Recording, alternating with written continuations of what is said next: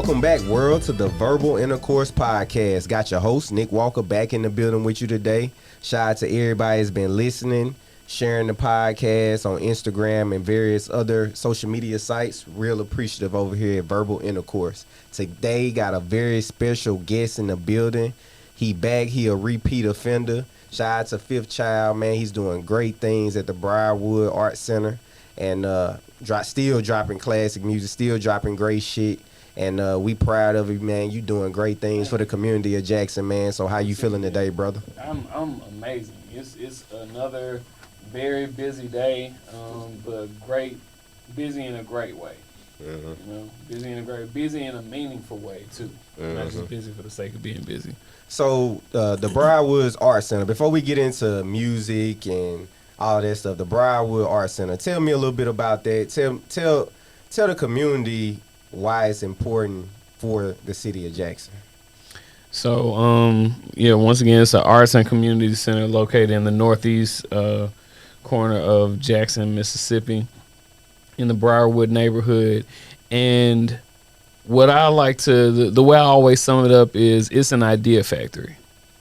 So while I have different things that I like to curate, whether it's music related, whether it's education related, if it's arts related, even though I have stuff that I like to do, if community members are like, hey, I've always wanted to do this, but there's no space, there's no community for us, I'm like, okay, well, cool. If we can, let's find a date on the calendar and let's just do it. Mm-hmm. So I don't overthink stuff. So if that's an Afro-Caribbean dance class, I don't know anything about that, but there's a community for it. So we're like, okay, we'll bet. Let's set it up. Mm-hmm.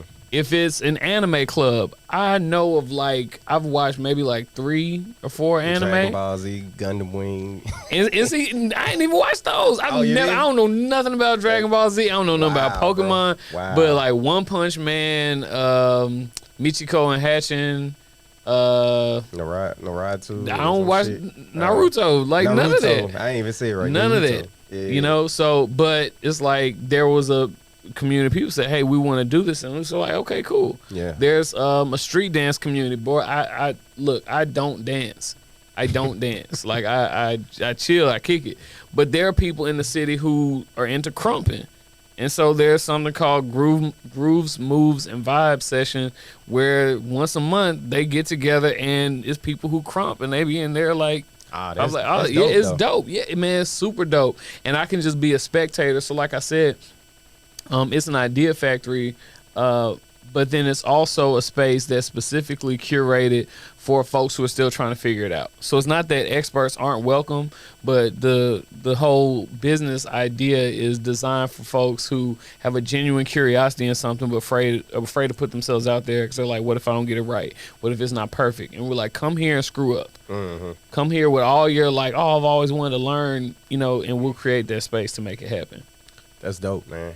That's amazing, bro. Yeah, we had our youth mentorship program tonight.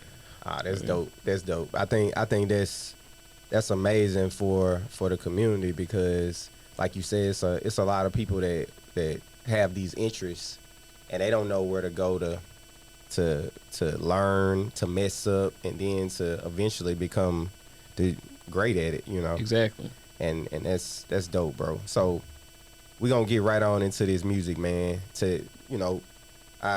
It's hip hop 50. It's the 50th year of hip hop, and you're a hip hop artist. You're an amazing lyricist. My boy Barred Up, man. You got a new album out. God Got My Back. Yep. Dope album cover. Thank you. Thank you. Where you get the jacket? The jacket. I got the jacket from Concrete. Really? Okay. I got the jacket from Concrete. Shout out to E Labs, who's the photographer that took that shot. But that's a spot that if you're from Jackson, you've passed by it a million times. I've always thought it was just a dope architecture on the building. Now I just knew I wanted to do a photo shoot there, and so we scheduled a photo shoot. And once I saw some of the images, I'm like, oh yeah, this one, that's the album cover. It was plain as day. And I ain't have an album yet then, but I was like, whenever I do, that's gonna be the album cover. Because I think a lot of artists, it pisses me off because I be like, bro, your music is dope, but your album cover sucks, and it make me not want to even listen to the album. Like Yeah, I would have yeah. never known this music was good if it was on. If you didn't give it to me and say, "Here go the songs, Nick," Mm-hmm. I would have never known this album was good because your album cover sucked so bad that it didn't make me want to even press play. So Right. so I think it's very important for artists, whoever listen, bro, have a dope album cover. Bruh, so years ago I stopped just writing songs and just writing lyrics, and I started thinking about, okay, this is a whole experience. Mm-hmm. Everything about the way they consume this, from the rollout to all of this, I want people to experience my music. Mm-hmm. And so part of that is the visual aspects. I know that's not my strength. I'm not a visual artist, but I have in my head and a lot of times in my dreams what the album cover needs to look like. Yeah. And so from that one to the one before that, Untitled, which was shot by D'Artagnan. that was dope as hell. Winford. Too. The Yeah. one before that was shot by Justin Hardiman for Which Way Is Up. Like, all these things, they just keep. Mhm. Yeah, but like I said, but I've also, in defense of others, that was my 10th album. Mhm. So I've had, got album covers times that to were get it kind of, wrong. yeah, Yeah, you got- exactly. You got Exactly. time to get it. I just think that, bro, it's 2023. Like, when you said you had 10 albums, when was your first album? 05.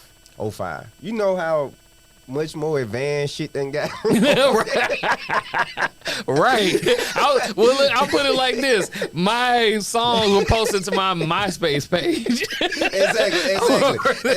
Exactly. Like these days, Yeah. if you had a vision, it's tools out there to make Absolutely. an album cover. Independent artists, make a good album cover. So I brought Fifth on today because we gonna do some shit that we really. I feel like it's warranted. I feel like it needs to happen. We need to talk about Mississippi hip hop. We're gonna talk about we're gonna do a countdown of the top 10 most influential albums to ever come from Mississippi in the hip hop genre. Now, granted, neither one of us likes countdowns. And we don't like Hate 'em. lists. We don't like Hate 'em. lists because So subjective. if you never lived in Jackson, Mississippi, you gotta know some random list will drop out of nowhere in the middle of a sunny day in April, and it'll bring the whole social media in the ruckus. Facebook, everybody's like, "Where my name on the list?" But Lord have mercy. Oh my God. but this right here, I feel like this gonna be better because it's not. It's the history of rap in Mississippi. So I think, if anything, this will just start a good debate. It won't start like, no, oh, I'm a better rapper than you. I mean, a lot of these people are gonna agree on. Right. And since Fifth is the hip hop artist, I want you to kind of. I'm gonna kind of let you lead me on this, even Okay. though. But I'm also offer my 2 cents. So, And go ahead. and to be fair, even though these were not your instructions, but I specifically left myself and my content off the list. Yeah. Okay. I didn't. I figured. Yeah. I figured you would. Yeah. Yeah. So, all right, we just gonna get on right on to it. I got my list. Fifth got his list, and we gonna kind of iron it out. So we gonna try to iron it out. So, talk to me. At number 10, we gonna do a countdown. So we're gonna go from 10 from the top 10 to number 1. So, at number 10, what you got? Number 10, I got Earth Day, a Young Jules. Okay. So you feel like she was one of the ones that kind of sculpted the culture of Mississippi hip hop? Well, I believe she is. And I put that album at number 10 because I remember a lot of stuff dropped around that same time, and I remember I was traveling for work, and I was in the airport, like long layover, and I was like, man, I'm just sitting here. Let me listen to some of the projects that came out, specifically stuff from the home team, and I listened to like 3 or 4 of them in one sitting, and that was the one that really stuck with me because Jules was doing different kinds of stuff on there. She was showing some range. She was showing some variety. You could tell that she had influences beyond Herself.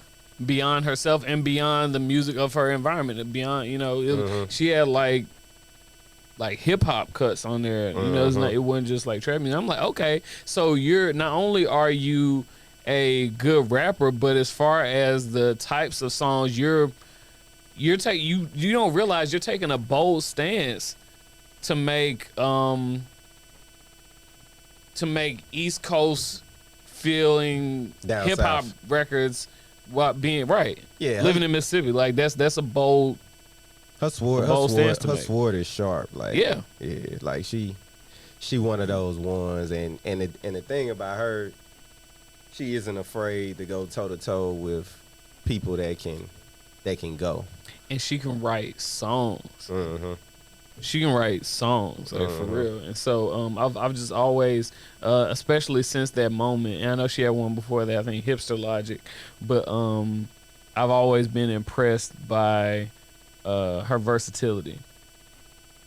Okay. So just even just the ballsiness of making a record like that is why I put that on there.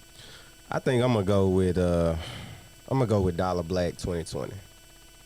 Okay. Because it got that song Free, and it also has other cuts where he featuring Casey Youngbone, he featuring Jules, he featuring people that he rap alongside, and it's a very versatile album. He got your boom bap, and then he got your chilled out introspective type stuff. And I thought Free was one of those. Me and him actually did a podcast specifically about Free, where we just specifically talked about that song, especially when all of those police brutality and police killings was going on. And I just don't think I can talk hip hop in Mississippi without mentioning Dollar Black. Yeah. Yeah. Would you say this is like you would consider that like peak BDE? I would because I think that with that album you saw the maturation of his lyricism. Mm-hmm.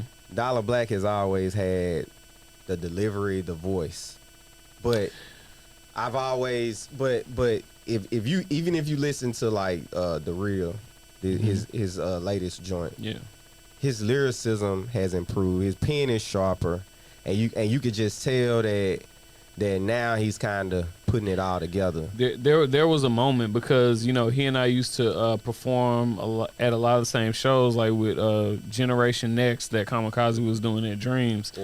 And that's when he was in the group Them Boys, and when he was doing stuff with was it Mile High, with Cassius and them. And but and like you said, he had the voice, he had the delivery then. But then when it's like, okay, Dollar Black, the solo artist, and then we're like on that particular project, it's like, oh, so this is yeah. Like, okay, he evolved, for sure. Up. His pen game stepped up a little bit, for sure. And so shout out to Dollar. So yeah, man, we're gonna go right on to number 9, man. What you got? Number 9, I'm gonna go with I Got That Hustle. Really? I'm gonna go with I Got That Hustle. Okay. From Mike Hustle. Okay. I remember the build up leading up to, like, the rollout leading up to the project. I remember the singles, and I was like, he is executing this stuff very well. And up to that point, like, of course, he had dropped music prior to that, but it seemed like there was a hiatus where he wasn't releasing anything. And it's like I didn't know what he had going on. I would see him out and about. I see him at the gym and stuff like that, but I didn't really know what direction he was gonna take. And he's always been like a like on social media, the man's hilarious. Right?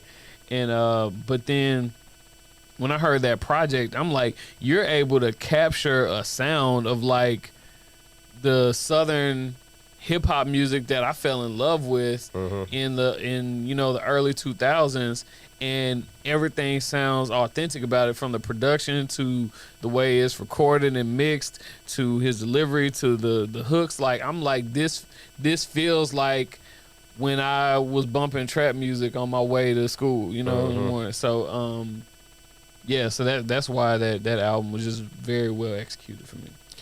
Man, yeah, Hey, shout out to Mike Hustle, man. Like he's another one. Bars and got better over time. Yeah. Lyrics done got better over time. Mm-hmm. And it's dope because if you listen to it's kind of like if you listen to my first podcasts, and then if you listen to back then in 2020, and then you listen to the maturation of my podcast, you could just tell it's just like night and day.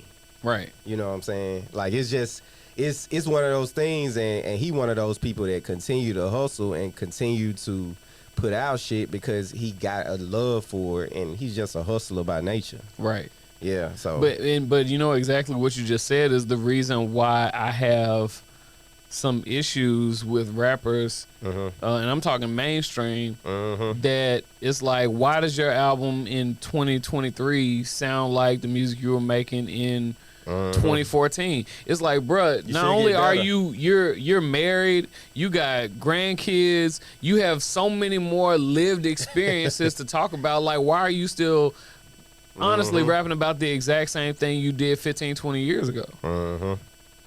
So, in my number 9 spot, I'm gonna give it to Lil Lonnie.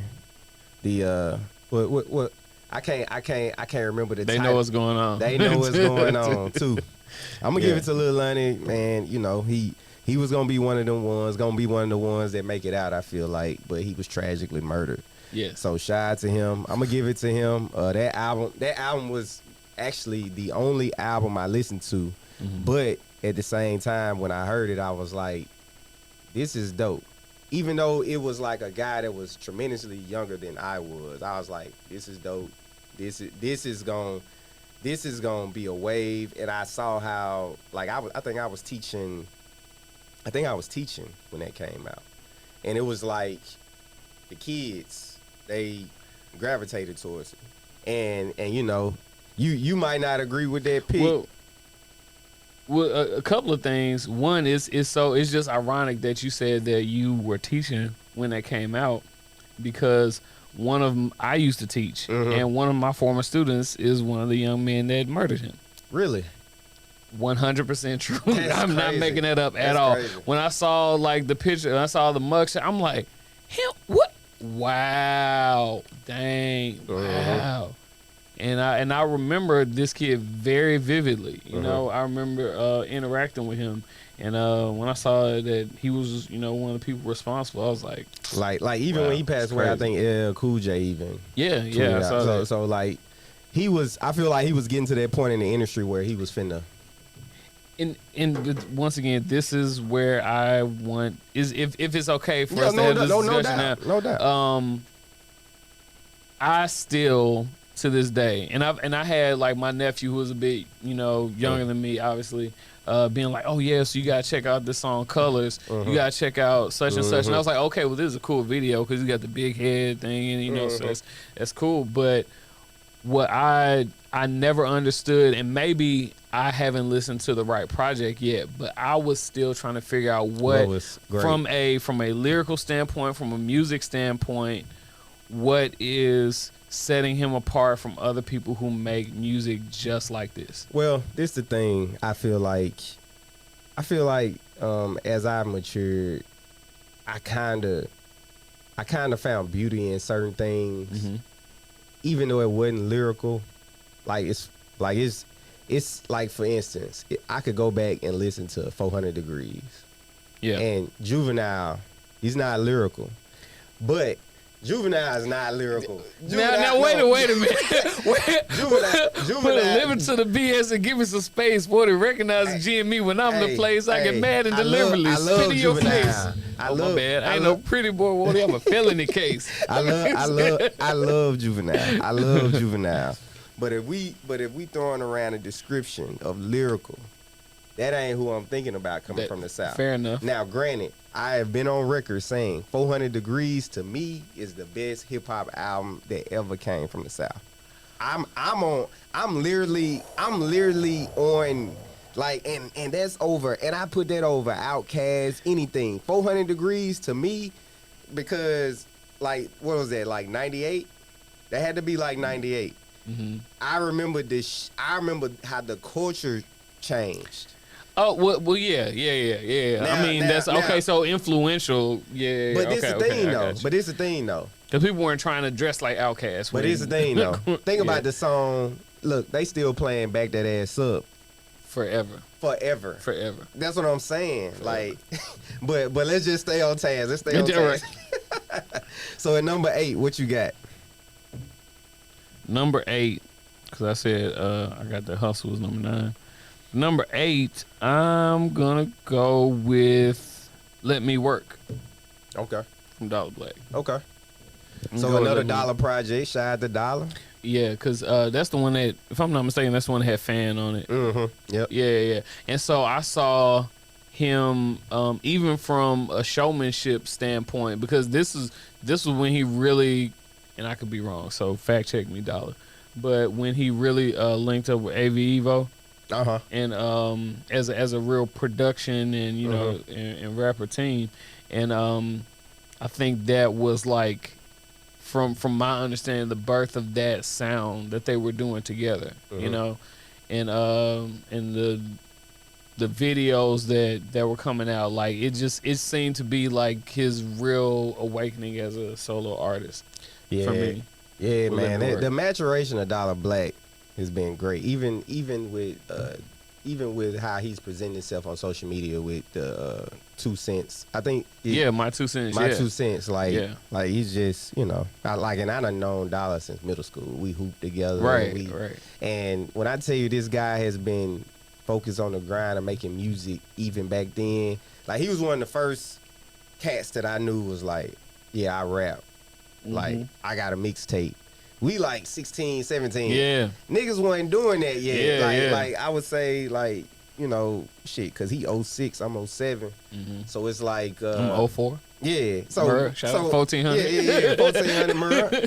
But shit, even when you was in school, niggas wasn't saying, yeah, I rap. Like, No. yeah. No. Like, No. There's a guy, if people, they were called Major Minors. Chord Short. okay. Yeah. Was it Chord Short? Yeah. Okay, I remember Chord. And maybe I'm not, maybe it's not Chord Short, but Chord and a couple other people. Yeah, and I mean, of course there was more people that rap since then, but yeah. So at my number 8 spot, I'm gonna put "It's Giving Self Love" by Dear Silas. That I feel like and it could have been higher, but it was a really good project. really good project. To me, his second best, but really good project. but I think this is the one that he got, like, I feel like nationwide critically acclaimed. With I Ain't Stressing Today. I mean, it was everywhere. But I mean, Skirt was before that. But it's Go Island was before that. I Ain't Stressing Today. Skirt is dope, but I Ain't Stressing Today is like nothing has been as big as that for sure. Like, it's like groundbreaking. It's like everybody Everybody feels that. from John Legend to exactly Lupita and I think what he learned to do by just speaking from his own his authentic story and his authentic experience, I think he learned how to tap into that, and it's a shared experience. Because I remember sitting down talking to him maybe about a year ago. Right, it was actually right before this project dropped. Right before that project dropped, he was like, "Yeah, man, when I wrote I Ain't Stressing Today, it's because I was actually stressing that day." And it was like, so I was talking myself, it was a pep talk for myself. I'm like, yeah, that's exactly, that makes sense. Yeah, for the music to come from that place. So yeah, and I just think the impact of that song, I mean, it was tremendous, and I love the video. It's just so authentic and pure. It was therapeutic for a lot of people. Yeah, no doubt. So what you got at number 7? Number 7, I'm actually gonna go with Sophomore Slump by Skip Coon. See, that's one I don't know. Talk to me a little bit about it. So Sophomore Slump by Skip Coon actually had a song called Concrete. Is that I think Concrete's the song that had David Banner on it. Okay. But and it's a short album. It's really like an EP. But because he had several projects before then and since then, like Women Revolution, Tennis Shoes, and then Miles Garvey is the most recent one. But Sophomore Slump for me with the way I consume music lately, because I listen to a lot of jazz albums and soul albums. I like for people to be able to say a lot in a short period of time. Like, you probably won't get another Fifth Child album that's 12, 13 tracks long. Really? Because we're going to be concise with it. It's going to be like 7 or 8. Plus, I'm trying to, plus I get stuff printed up on vinyl. And for vinyl, you need to, you got 44 minutes total, So yeah, I would definitely recommend checking out that project from a lyrical standpoint. And now Miles Garvey, which was the project, the most recent one that came out, it's a great project too, but it's a bit more experimental. But if I just want to hear like rapping and beautiful songs, like there's I can't remember the name of this song. I can hear the beat, I can hear the sample in my head right now. But yeah, that's a really, really dope album I would check out. This is my number 7 spot, so I think I'm gonna give it to Gray Skies, Crooked Letters. Number 7. Yeah. Okay. Cause if I was to put it higher, I would be knocking out some other stuff that I feel like. But I think that one was very foundational, especially for the time and for hip hop in Mississippi, specifically Jackson, because I think David Banner, Kamikaze, Firewater, they had a Pimp C record on Noriega. They had Noriega, like it was. That was a different time, and I remember, being young, 99.7, Firewater Boy song coming on, and it was kind of heading towards that crunk era with Lil Jon and all that type of stuff. So yeah. And then of course Banner had great production on there, but also shout out to Ginsu Dean, who was one of the producers for that project as well. I think even Fingerprint did like a beat or two on there as well. Okay. But yeah, just an amazing project. So that came out, like we said, it came out in 99. 99, yep. So I knew who David Banner was, and I had been in the same spaces as David Banner, like when I would go to Lyricist Lounge Wednesdays at 7. That's crazy. And I'm old, man. Dang, that's crazy. I'm old, bro.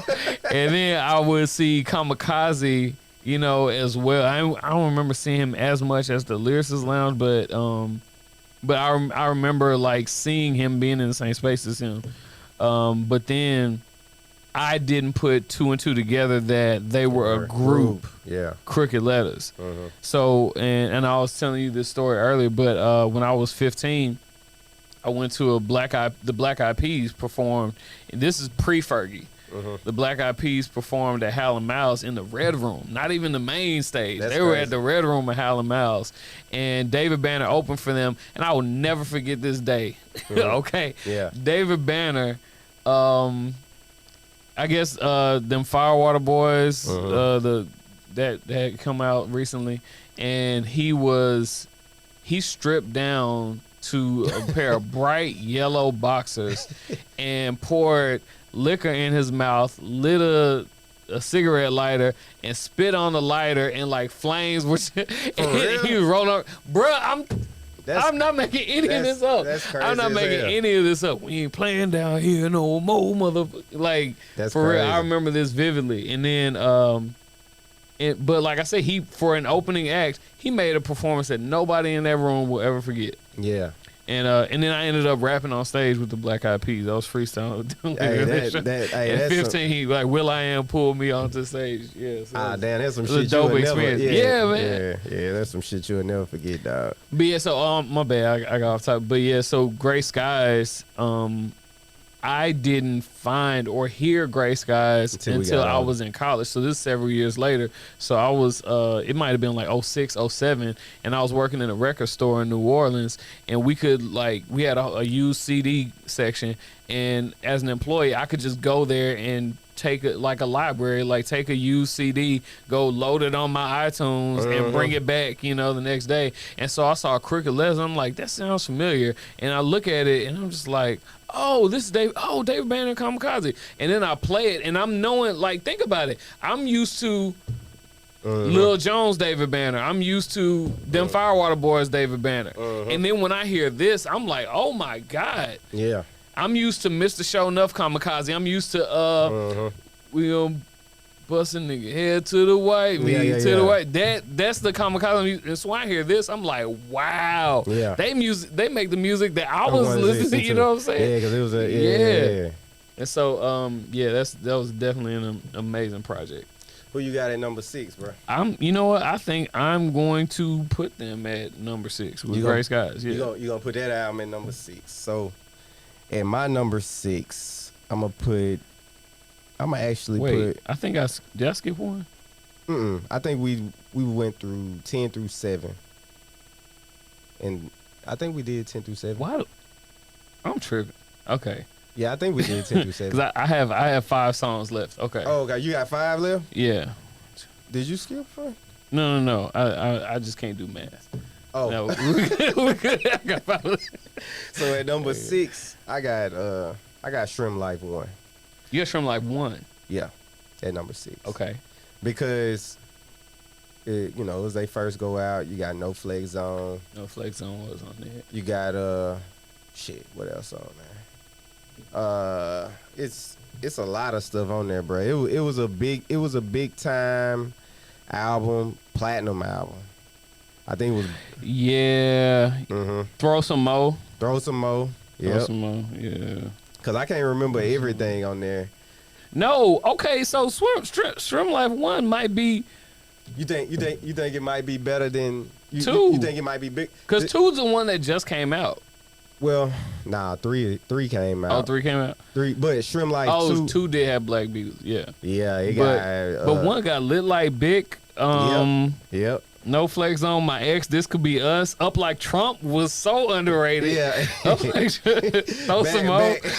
No Hype. Yeah, man. What's so funny about that Up Like Trump song is that when the presidential election was going on, that song shot through the roof, and they hated that shit. They just like, we do not fuck with Trump. We made this song before. But the song was so tough. But they made hella money off this shit. Bruh, I'm not gonna lie to you, man. I don't F with Trump at all, but I just pictured him coming out like a wrestling heel to Up Like Trump after he wins the election. Everybody, man, oh, boo, Donald Trump. He's like, up like Donald Trump. Chase me like that, Chase. Bro. That's crazy, bro. And I saw them. I went to.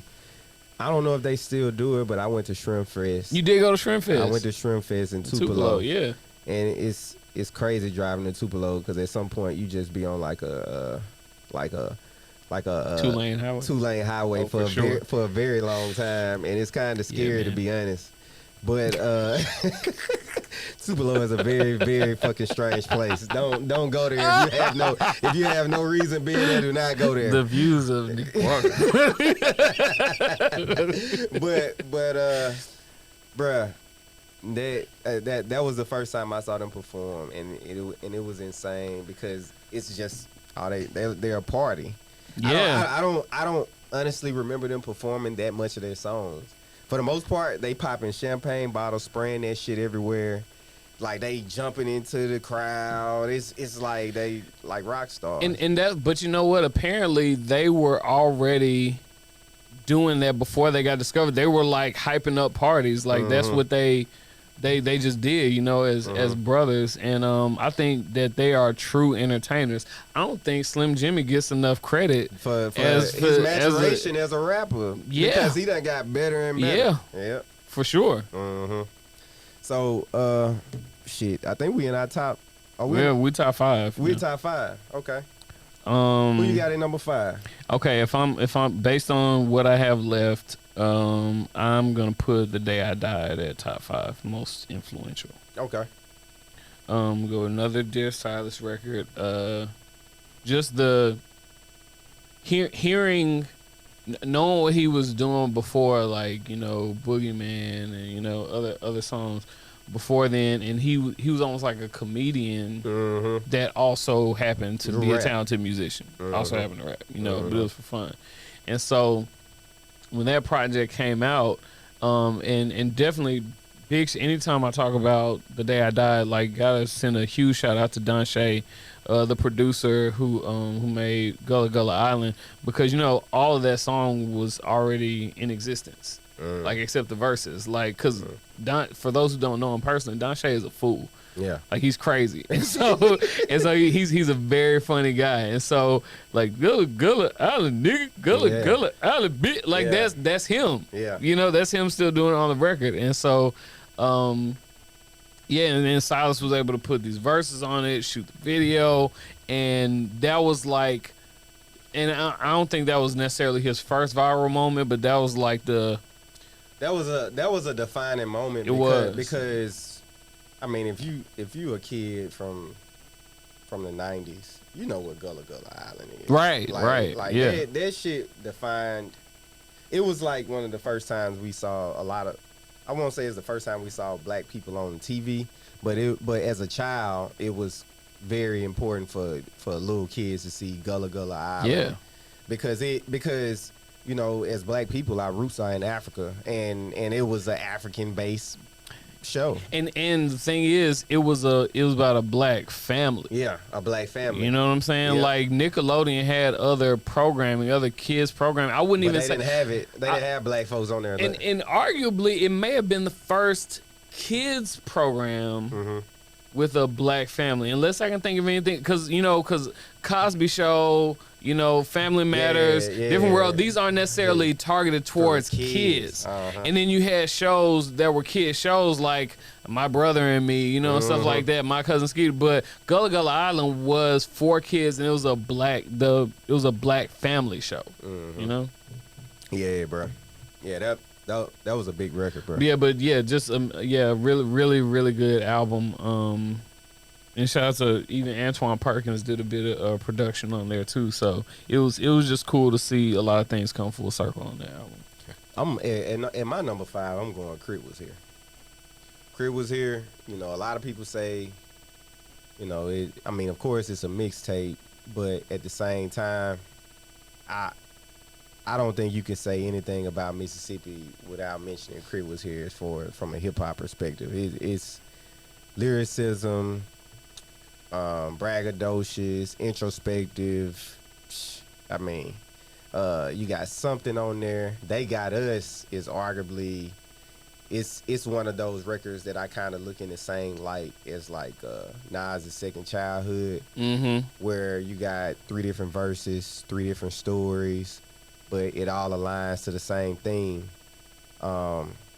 Children of the World is like, I mean, first time I heard that, I shed tears. I think that's the first record I've ever shed tears listening to. Really? That ass. Wow. And I was really? Like, and I was like, I think I was like 20, 21 years old, and you know, when you just graduated college and you're trying to figure it out, Children of the World is kind of like, I think Crit was probably close around that age, and you kind of around that area. You in Mississippi, you trying to figure it out, and so yeah, man, that album to me, it got country shit on there, which to me was shit. You could put that up there with Like a Pimp. Yeah. Like that country shit.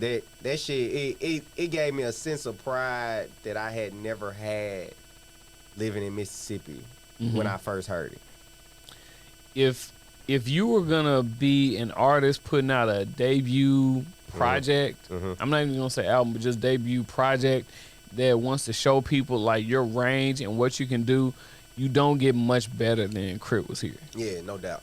Because he did everything. He was telling stories. He, you know, Man, he was telling his soul, bro. Right. Yeah. Right. And this is like peak blog era. So you got to think about what else is coming out at this time. Because the crazy part is me saying it was blog era. So I went to South by Southwest that year. Mm-hmm. So you got Kush and OJ.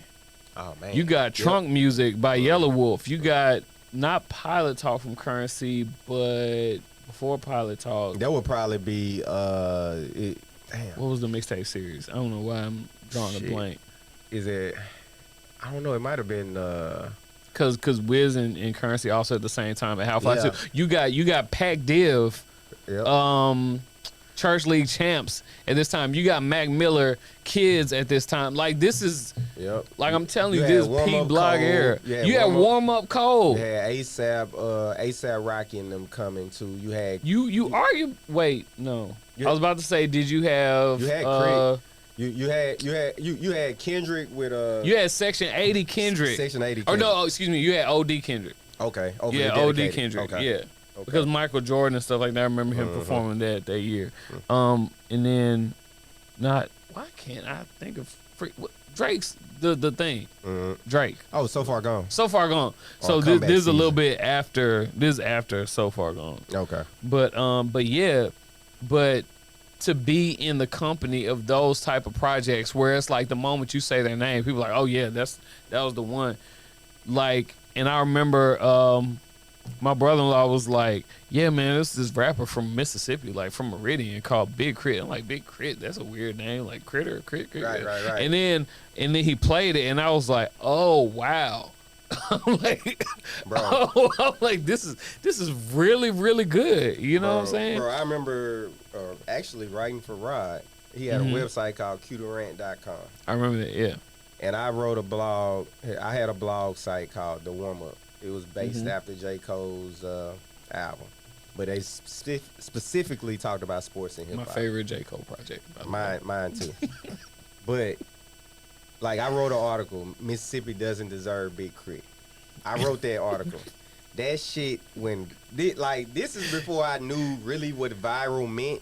It did numbers. That shit went viral. Yeah. People wrote rebuttal arguments. I was only basing my opinion off of going to see him at Howlin' Miles and thinking like, wow, this shit should be packed the fuck out. This shit should be sold out. It had a good crowd, but I just remember thinking like, bro, we are in Mississippi. We are in the capital of Mississippi. He is telling our experience. And I just remember thinking, bro, he just put on one of the best performances I ever seen in my life, and it's not packed out. How often have you heard Crit on the radio in Mississippi? Honestly, bro, not often. Outside of probably that country shit and a few more records, not often. But you gonna hear Atlanta. You gonna hear Atlanta. But hey, that's another topic for another day. What you got at number 4, man? Number 4, based on my, I think number 4. I'm gonna put Translation 2 by Coke Boomaye. Okay. 4. Okay. Shout out to Coke. Yep. That's the project that had a song called Hands Up. Mm-hmm. And I was at Suite 106 in South Jackson, and I might have heard his name once or twice before, but I didn't know him like that. And they were like, and I don't think I didn't perform at this show. I was just going out there, and so at the time it was the same like 5 people that were performing a lot of the hip hop shows. So not the trap shows, not like, at not at like Freelance and stuff like that, but as far as like the 7 crowd, the cultural expressions, the Suite 106, Club One Love, it was the same like faces, me and a few other people. And then they're like, oh yeah, this guy Coke Boomaye. So first of all, I'm noticing that there's like 1 million people in here to hear this man rap, right? Yeah. And he got like glasses on and a white tee and a backwards baseball cap, and he goes in there and destroys it, like kills it. Like people are rapping everything word for word, and I'm like, who is this dude? Why? And then he's from the South Side, and we went to middle school together. Right. Like, how do I not know who this person is? But yeah, so that was a project. That's the project that really introduced me to Coke, and then to see what he's done since then with the Scottie Pippen EP and then now with Separation, it's just like this. It's been amazing to watch from the outside looking in and just seeing the stuff that Street Fame Game Movement has done, and yeah, it's the same group of guys, same group of like real friends, and they like accountability partners. So, yeah. I think, I think another one. People that if you listen to his music a couple years ago, lyricism improved. Mm-hmm. His ability to do a show, he's infectious with the crowd. Yeah. He got like this. To me, he's in the same lane of those people like Nipsey them, like Starlito, like those type of people that got this crowd, this cult, neighborhood like, hero kind of like this like cult like following. Yeah.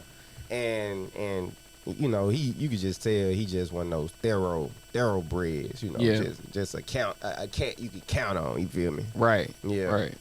So for my next one, I'm finna get real kind of crit heavy for my top 5. Crit. You can't talk Mississippi if it ain't crit, man. So number 4, I'm going Live from the Underground. You gotta put, to me, you have to put that record in your top 10 in Mississippi because of the subject base. We make it cool to be Southern. Rich Dad, Poor Dad, which is amazing record. You got a B.B. King feature. You got Money on the Floor with 8 Ball, MJG. I remember that. And, I mean, it's you know, you got your country shit remix. It's just, I mean, it's. Do you know that one was not for me at all? Really? I mean the whole album. Wow, bro. I mean the whole album. Wow. We make it cool to, I got this here. Because coming from Now, Crit was here, I get what you're saying. and expecting that, I get and what you're then saying. because it almost sounded like parody. I get what you're saying. Not parody, but it sounded like a caricature. Cause I'm Well, like, man, where's the and you know what? That's not fair. That wasn't fair for me to do. Right. Labels. Because it's like, okay, now we're signed to Def Jam. We have some limitations as far as like samples we can, you know, use and that we can clear. I can't put out Children of the World as a single. You can't put out Children of the World as a single. You can't put out something? Yeah. Ain't no way. But that's the thing, though. All of those limitations, and to me, I revisit that album, and to me, it sounds way better than when I first. I do understand what you're saying, but if you revisit it now, you be like, wow, the versatility. Was the first My Sub on? Yep. That was on Crib Was Here. That was on Live from the Underground. It was on the Live first from the one. Underground. The first one was on Live from the Underground. Live from the Underground. No. Hold on. I gotta think. It might have been on the mixtape first. My Sub I feel 2, like it was on. My yeah. Cause it like she said, look, on the second album. Still got my sub hope. Yeah. Still got my sub hope. Now, I didn't like that one that much, but I couldn't deny Make It Cool to Be Southern. I ain't like that. I got this here. That Live from the That's Underground hard first. to deny. Hey, These hoes, but I'm telling you, man, it's like it's like Gordon Ramsay making a bologna sandwich. It's like Gordon Ramsay making like, I know what you can do. I know what you can do. Why are you doing this? Everybody had that same feeling. But I'm gonna tell you, if you revisit that album, bro, revisit it years later. Yeah.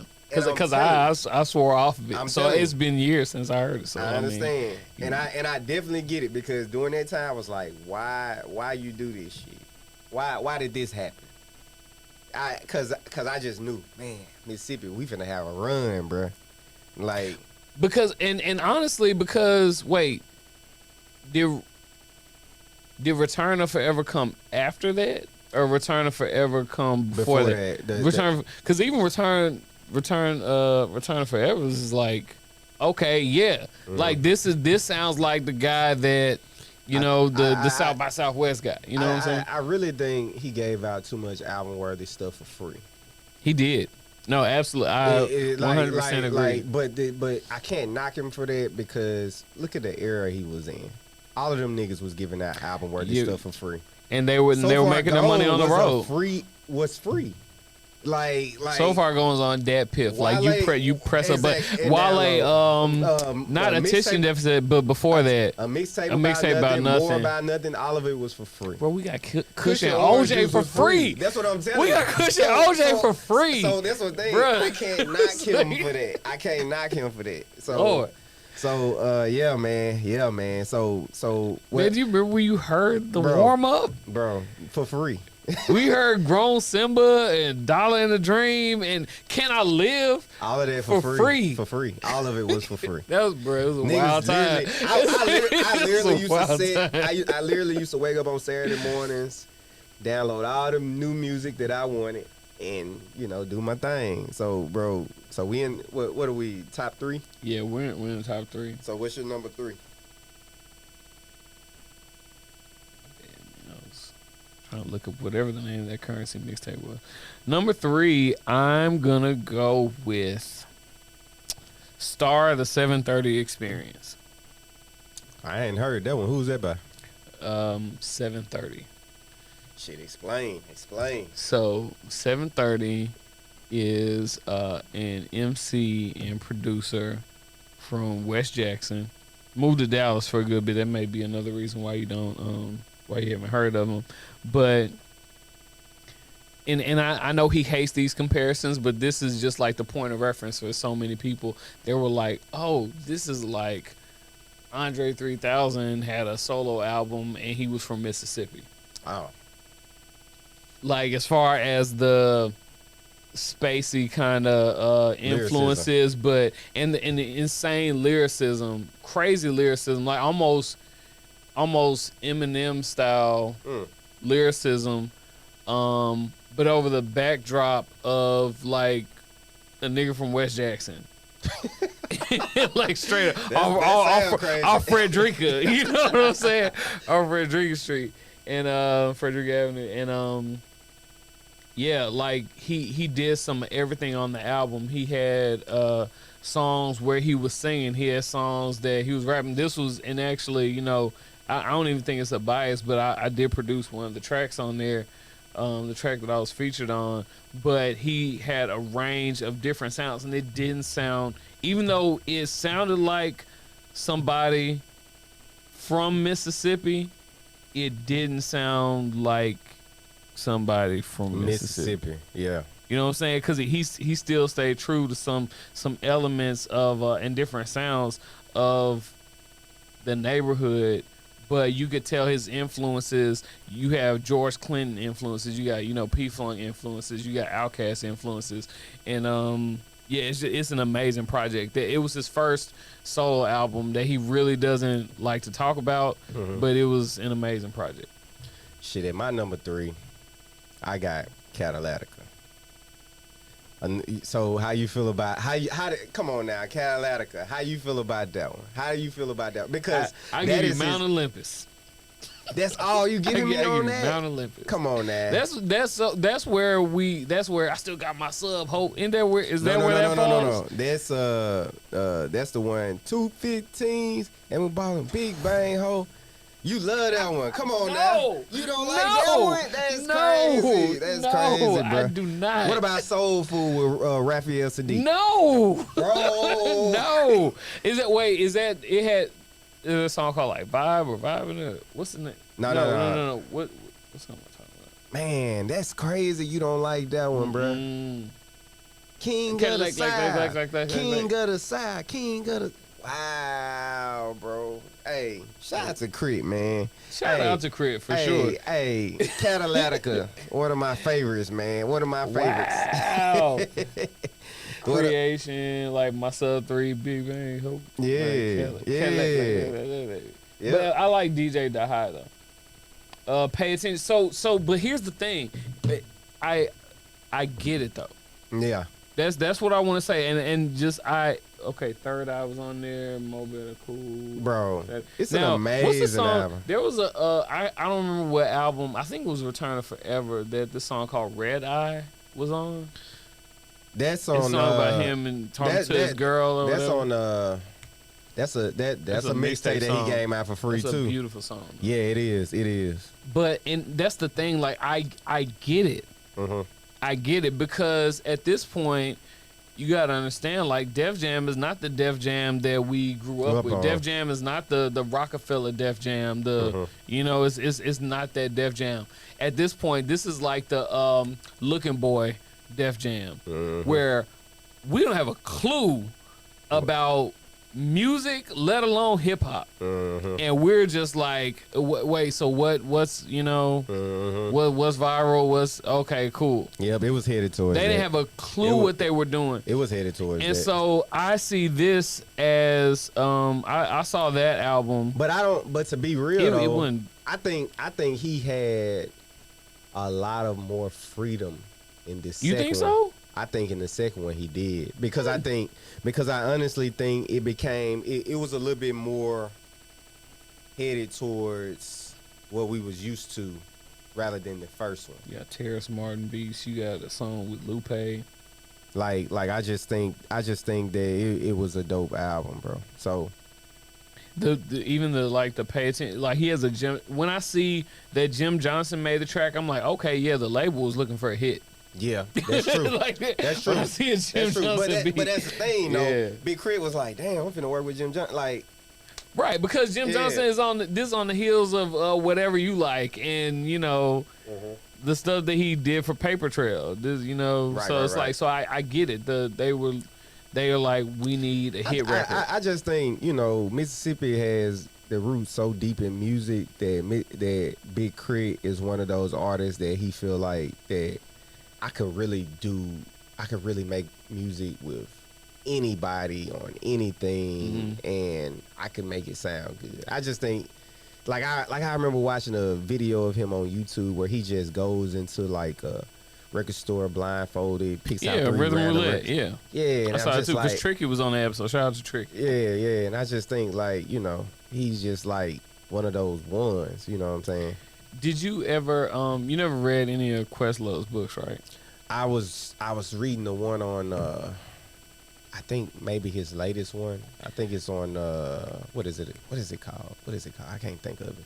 But I got it in my library. I can't think of the name right now. And there's one of the first ones, and it's the name of it is escaping me right now. But what he was talking about is when they were signed to when the Roots were signed to MCA, they were signed at the same time as Nirvana. Oh yeah. And so the label heads were like, "Hey man, do whatever you want. We like the music that you make, but honestly, we don't care what you do. Yeah. Because whatever you do, whatever we don't make off y'all, we gonna make 10 times over off of Nirvana. Yeah. So you can do whatever you want, And so you had albums like Things Fall Apart. You had albums like Phrenology, where the Roots are obviously being like really experimental, and it's stuff that I really enjoyed.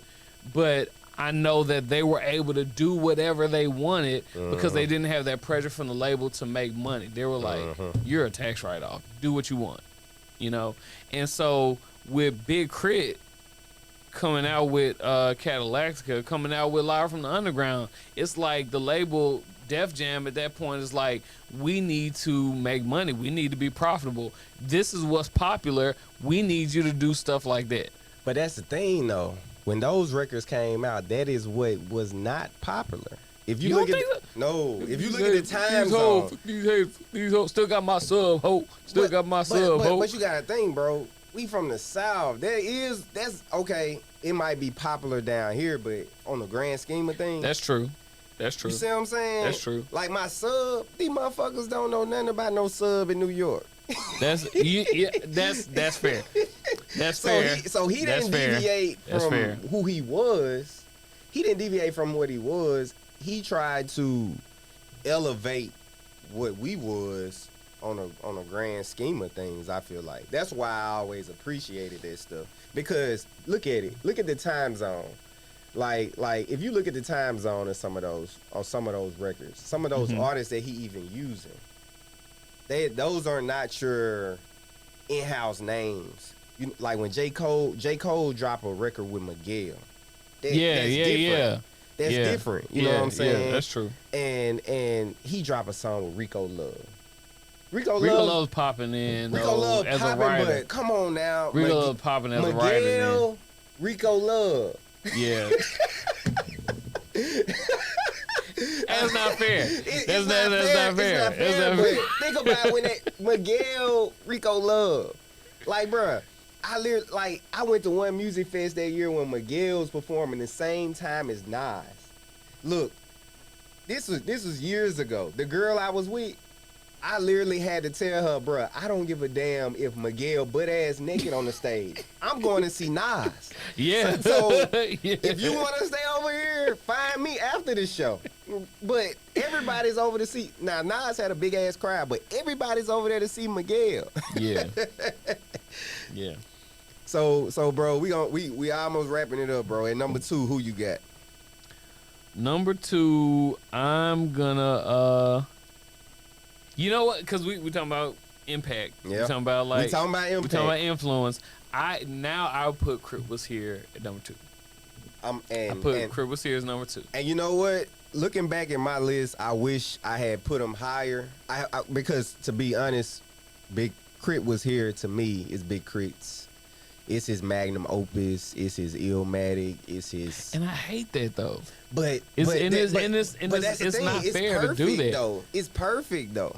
Truthfully, it wasn't. It's not like it was his first project, because he had a couple of mixtapes before that. But it was you're always kind of like, you have some nostalgia about the project that you're introduced to an artist with.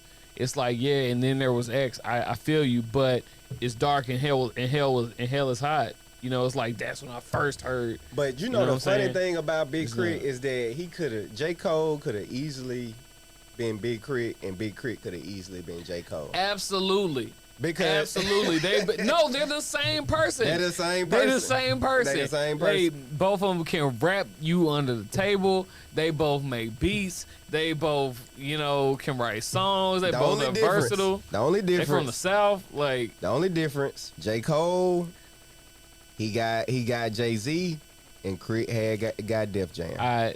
No. What's the difference?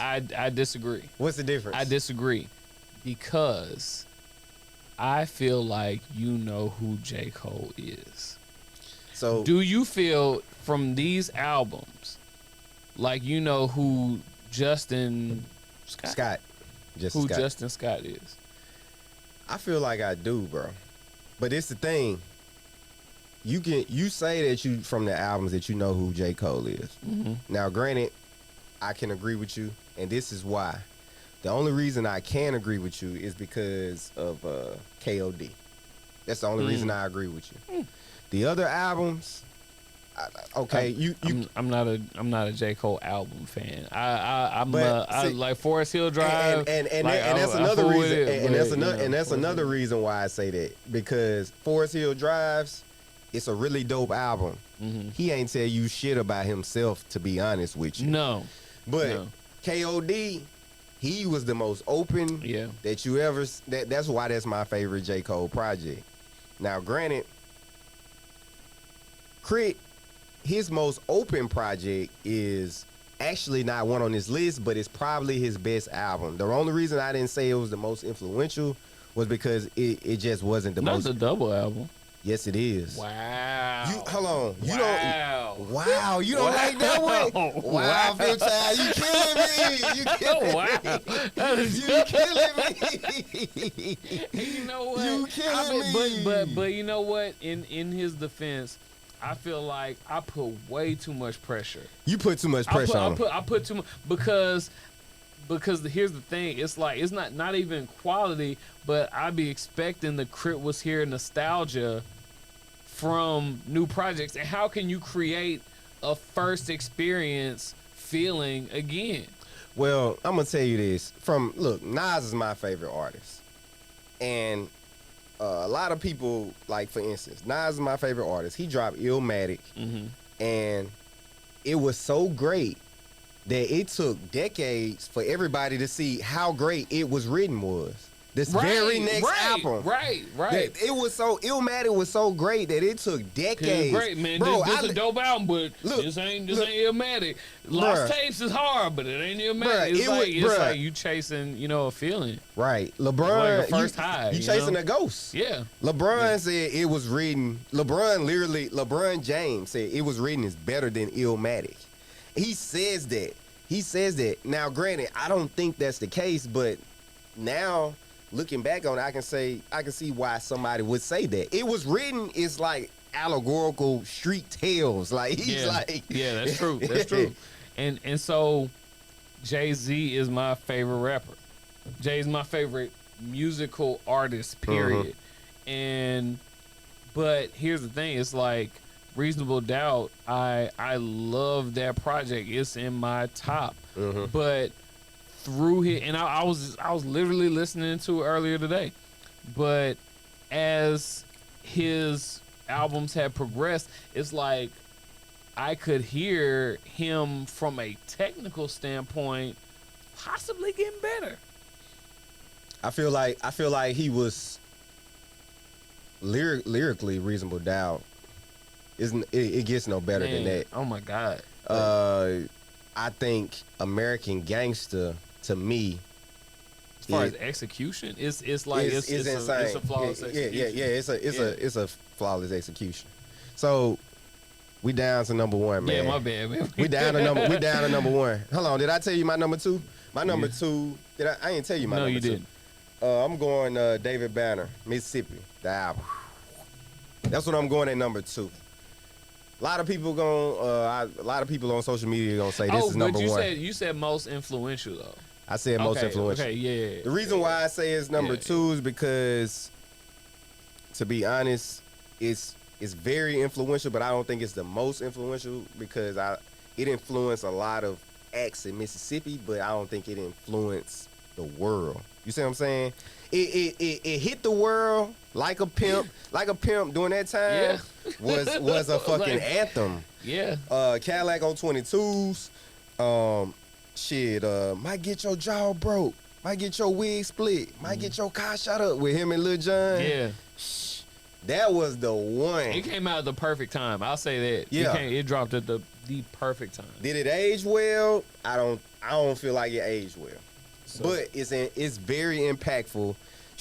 I remember David Banner performing at the N1 mixtape tour at the Athletic Assembly Center on JSU campus, and him being on like the ESPN for that because it was a fucking insane. Bruh, on Jay-Z Fade to Black, he spit his second verse of Big Pimpin' to Like a Pimp. Yeah, like they played it, like they dropped the Like a Pimp instrumental, and so it's like as far as influential albums, like you have to put that up there for me. Yeah, for me personally. I am a bigger fan of David Banner's production. Than his bars. Me too. His bars. His production is timeless. Yeah, his production is timeless. International Players. Did he do that one? No, he didn't. I thought he did that one. DJ Paul did that. Show did. He did. Hold on. He did Rubber Band Man. He did Rubber Band Countdown for T.I. He did Tip Drill. Yep. So he was getting busy for sure on the production side. And it's just I've always been a greater fan of his production and his lyrics, and because the thing is, like, man, the David Banner that be like speaking at these events, I be wanting to hear that David Banner on wax, rapper. But this that ain't him. That ain't him.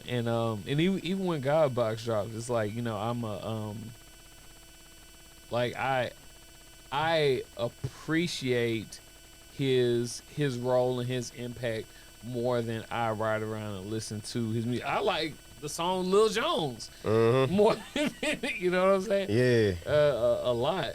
And so, yeah, man. So, but in regards to Mississippi, the album, there's and some people may know her, some may not. There's this old white lady who is actually like cool as hell, right? Super old white lady named Carol O'Connor. Okay. Yeah, I seen her. You seen her around. Yeah. So Carol O'Connor is, I think she's from like Arizona or something like Phoenix or something like that. And I remember meeting her randomly one time. I don't know if I just performed or whatever, but I met her and she was like, yeah, I'm in Mississippi right now because of David Banner's album. Like, I heard his album and heard the stuff that he was talking about, heard about the, like, and I was listening to the interludes and the skits and hearing, you know, him talk about Mississippi and praise the Lord for these Mississippi streets.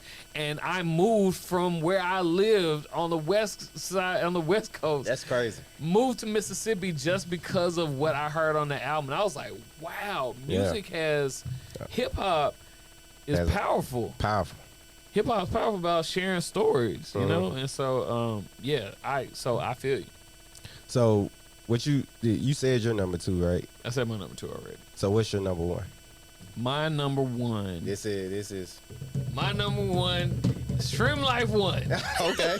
I gotta go with number 1. Okay. I gotta go with number 1. Number 1 had his. I understand that like Black Beatles went number 1. See, I'm going Stream Life 2. On 2. Stream Life 2 is my number 1. But like, cause I heard No Flex Zone first, and I think somebody used that song in the background of a video that was on like, I don't know, Instagram or YouTube or something like that.